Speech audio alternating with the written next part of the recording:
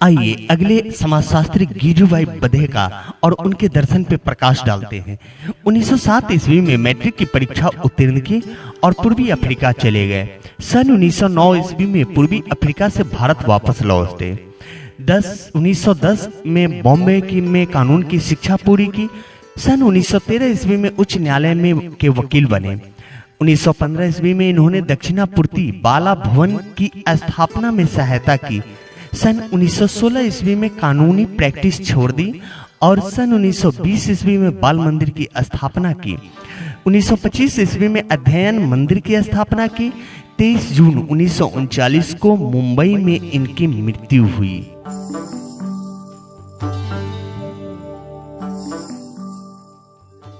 गिजुभाई के अनुसार शिक्षा का उद्देश्य बच्चों का आदर व सम्मान दिया जाए।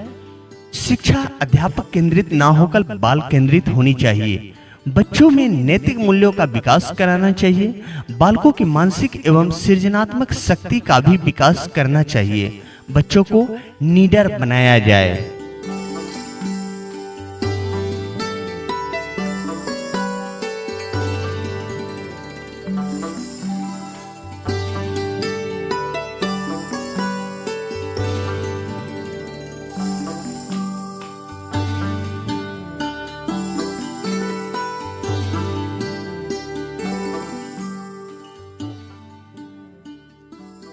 शिक्षक की भूमिका एक मित्र, सहायक तथा पथ प्रदर्शक के रूप में प्रस्थापित किया गया है। स्वतंत्रता प्राप्ति के समय से लेकर आज तक प्राथमिक शिक्षा के विकास हेतु सरकार द्वारा अनेक प्रयास किए जा रहे हैं, फिर भी सफलता नहीं मिल पा रही है।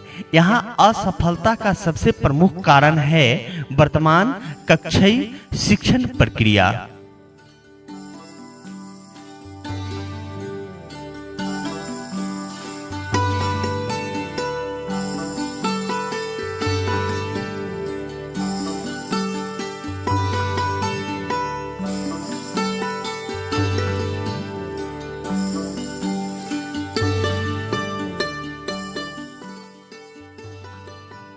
गिजुभाई ने महसूस किया कि यदि बच्चों के साथ सम्मान का व्यवहार किया जाए और सीखने के पर्याप्त सार्थक अवसर हो तो कोई भी बच्चा स्कूल जाने से घृणा नहीं करेगा। वास्तव में वे ऐसे स्थान पर रहने के लिए उत्सुक होंगे जहां बहुत सारे बच्चे और एक वयस्क थे। उन्होंने उन्हें अपने आसपास की दुनिया का पता लगाने में मदद की।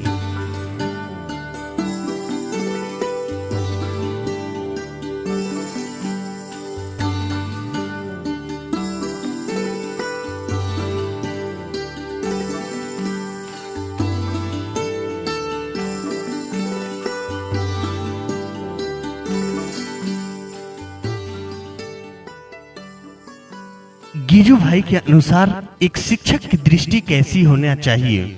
शिक्षक व्यवस्था पर गिजुभाई ने अपने विचार थे। उनका मानना था कि यह जांचना शिक्षक का परम कर्तव्य और जिम्मेदारी है कि बच्चे उत्साह और इच्छा से सीख रहे हैं या नहीं।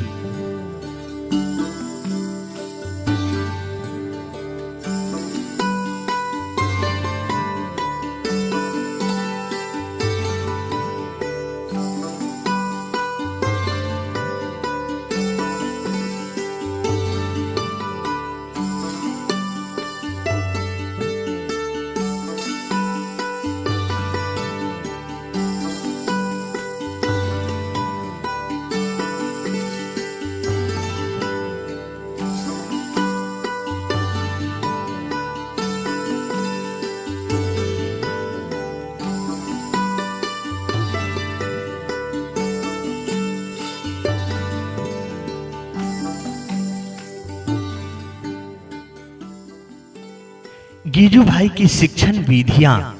गिजुभाई की शिक्षण पद्धति स्वाभाविकता पर आधारित है, न कि कृत्रिमता पर। अनुशासन के लिए स्वक्रिया एवं स्वप्रेरणा का होना आवश्यक है, न कि भय और दंड का।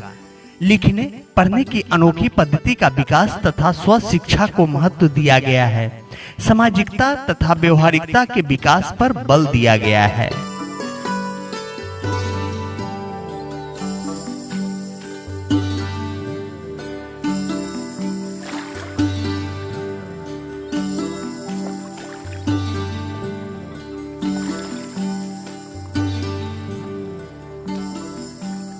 बाल साहित्य में गिजू भाई का योगदान इस प्रकार रहा है।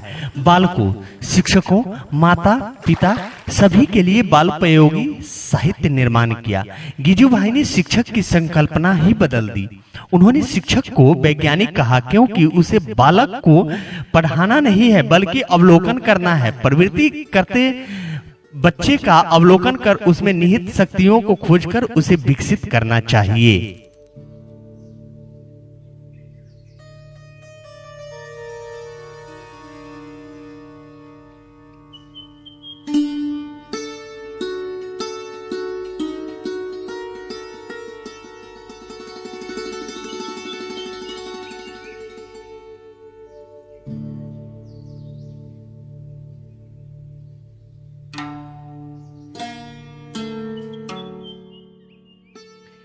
दीवा स्वप्न एक ऐसे शिक्षक की काल्पनिक कथा है जो शिक्षा की दकियानूसी संस्कृति को नहीं स्वीकारता और परंपरा व पाठ्य पुस्तकों की सचेत अवहेलना करके बच्चों के प्रति सरस और प्रयोगशील बना रहता है। उसके प्रयोगों की सैद्धांतिक पृष्ठभूमि मॉन्टेसरी में है, पर तैयारी क्रियान्वयन ठेठ देसी है।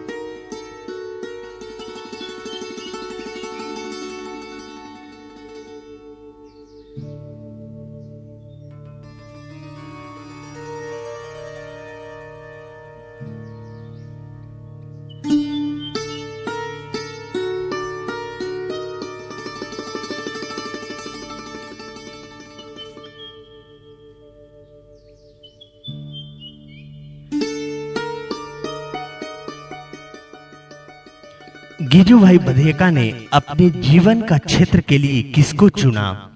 ऑप्शन है बच्चों की शिक्षा, व्यवहारिक ज्ञान, बाल शिक्षा, काल्पनिक कथा।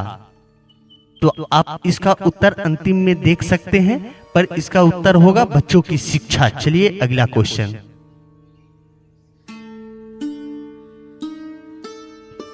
गिजू भाई बधेका द्वारा रचित दीवा स्वप्न किस भाषा में प्रकाशित और कब प्रकाशित हुआ? ऑप्शन है 1920 अंग्रेजी, 1939 अरबी, 2005 उर्दू में, 1972 गुजराती में। तो इस प्रकार इसका उत्तर 1972 गुजराती में होगा।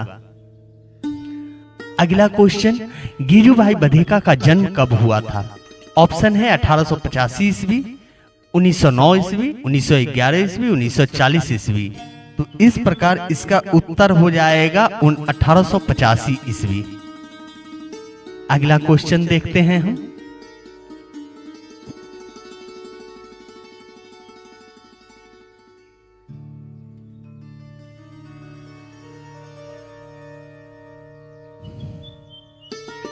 यदि बच्चों के साथ सम्मान का व्यवहार किया जाए और सीखने के पर्याप्त सार्थक अवसर हो तो कोई भी बच्चा स्कूल आने से घृणा नहीं करेगा। यह कथन किसका है? मारिया मॉन्टेसरी, गिजू भाई बधेका, रविंद्रनाथ टैगोर, महात्मा गांधी। तो उत्तर ख होगा गिजू भाई बधेका।